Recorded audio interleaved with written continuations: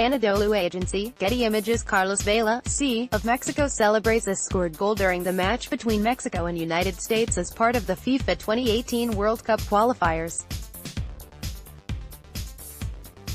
The 2018 World Cup kicks off on June 14 in Moscow, as Russia faces Saudi Arabia in the inaugural match. But before any players take the field, another contest will be settled the day before. Members of FIFA will decide on June 13 which country will host the 2026 World Cup. The two contenders are Morocco and the United States, Canada, and Mexico, which have submitted a joint bid. The North American proposal says that the U.S. would host 60 games, whereas Mexico and Canada would each host 10 games. There are 23 cities under consideration as locations for matches. All told, a North American World Cup would last 32 days.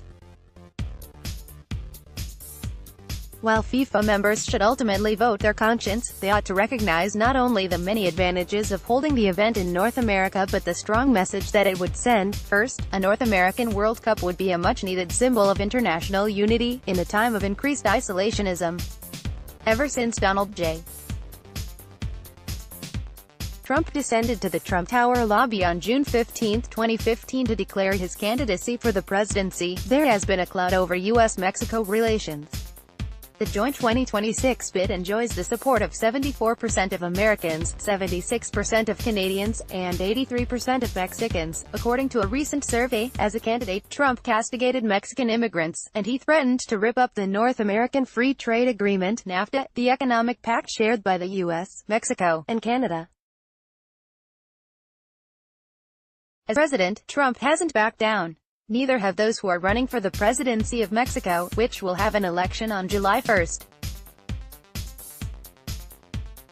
Andrés Manuel López Obrador, who is leading in recent polls, has derided the Trump administration as irresponsible neo-fascists. Despite the political rancor, the shared bid for the World Cup is perhaps the only thing that the U.S., Mexico, and Canada can agree on these days.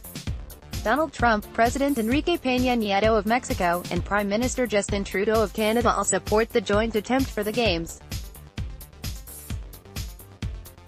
In characteristic fashion, Trump threatened other countries into supporting the bid on Twitter, to which Nieto responded, "Soccer unites us." Even the usually fractious U.S. House of Representatives overwhelmingly passed a resolution in support of the bid 392-3. A North American World Cup would be the first time that the Games are hosted by three countries, and it would send the message to the world that it's important to look past political differences. Second, the World Cup would highlight the shared prosperity of the three countries. The 2026 Games is projected to create 40,000 jobs and generate more than $5 billion in economic activity, according to a study by the Boston Consulting Group. Each host city might make between $90 million to $480 million in earnings.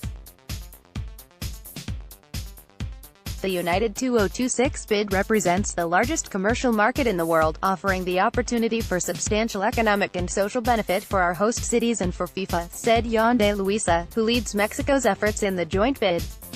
It's refreshing to see the three countries on the same side and dribbling towards the same economic goals. As much as you hear about the negative effects of NAFTA, this agreement created the largest free trade zone in the world and has tripled trade to $1.2 trillion among the three countries per year.